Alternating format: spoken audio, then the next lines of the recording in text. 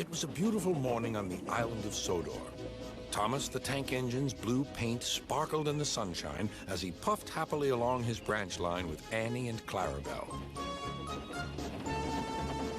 He was feeling very pleased with himself.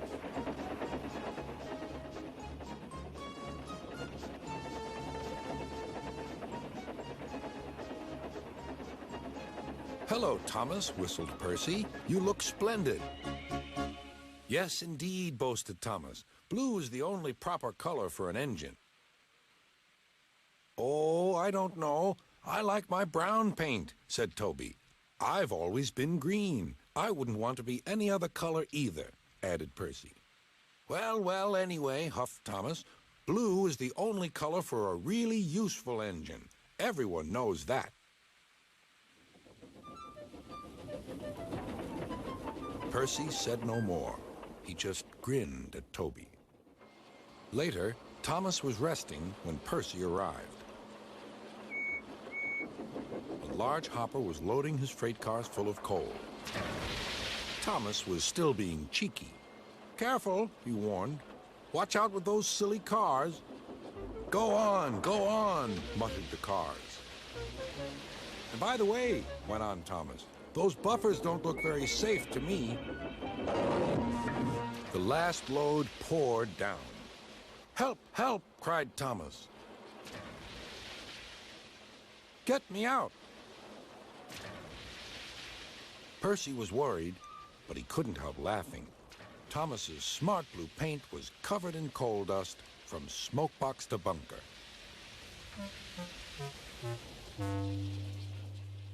"Ha ha!" chuckled Percy. "You don't look really useful now, Thomas. You look really disgraceful." "I'm not disgraceful," choked Thomas.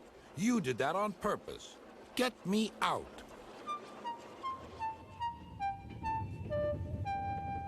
It took so long to clean Thomas that he wasn't in time for his next train.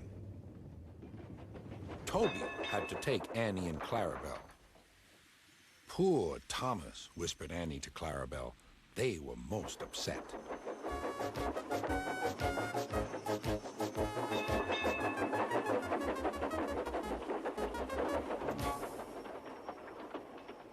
Thomas was grumpy in the shed that night. Toby thought it a great joke, but Percy was cross with Thomas for thinking he had made his paint dirty on purpose. Fancy a really useful blue engine like Thomas becoming a disgrace to Sir Topham Hatt's railway. Next day, Thomas was feeling more cheerful as he watched Percy bring his cars from the junction. The cars were heavy and Percy was tired.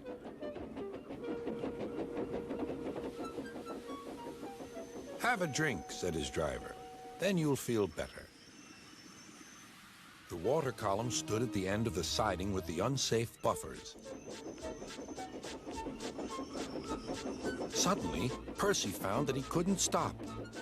The buffers didn't stop him either. "Oh!" wailed Percy. "Help!" The buffers were broken, and Percy was wheel-deep in coal. It was time for Thomas to leave. He had seen everything. "Now Percy has learned his lesson, too," he chuckled to himself.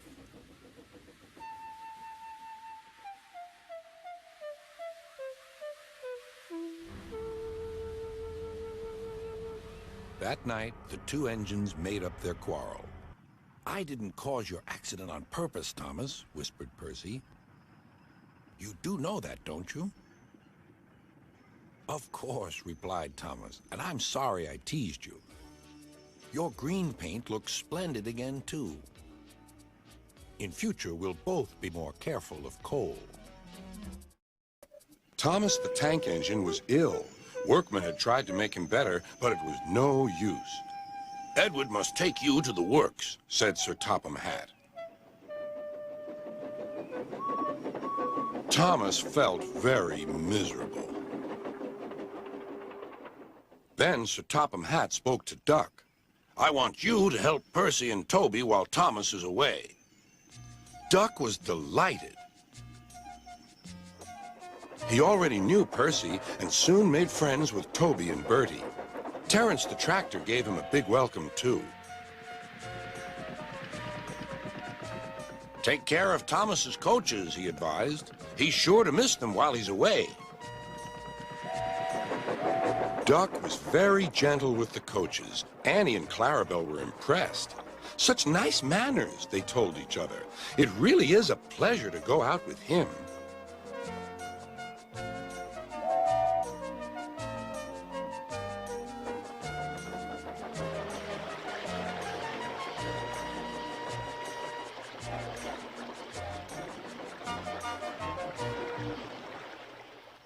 When Thomas came back, Annie and Clarabelle told him how well Duck had managed.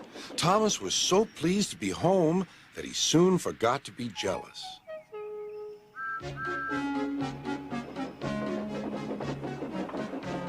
The works had left Thomas's handbrake very stiff. It made his brakes seem as if they were on, when in fact they were not.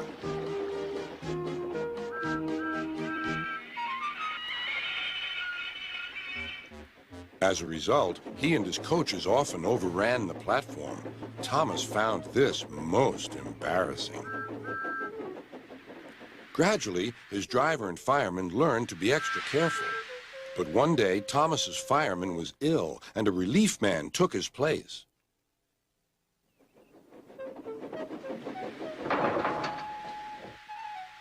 The fireman had fastened the coupling and joined the driver and station master on the platform to wait for Henry's passengers. The fireman had forgotten all about Thomas's handbrake. Thomas simmered happily. Not long now, he thought, as he saw Henry slowly approaching. But Thomas's brakes were not on. And suddenly, he felt his wheels begin to move. He tried to stop, but he couldn't, without his driver and fireman. He tried to whistle a warning, but he couldn't do that either. The conductor, driver, fireman, and passengers were all stranded on the platform. "Stop! Stop!" shrieked Annie and Clarabelle, but Thomas, with plenty of steam, kept on going. The alarm went down the line. "Stop the runaway!" There, ready for action, was Harold the helicopter. The inspector had made a plan, and together they took off into the sky.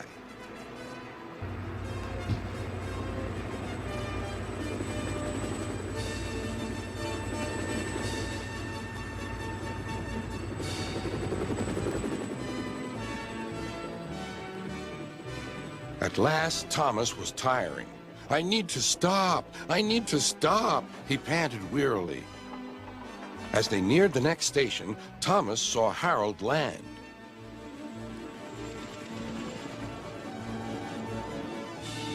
They entered the platform slowly enough for the inspector to act. Judging his moment, the inspector scrambled into the cab and screwed the brakes on.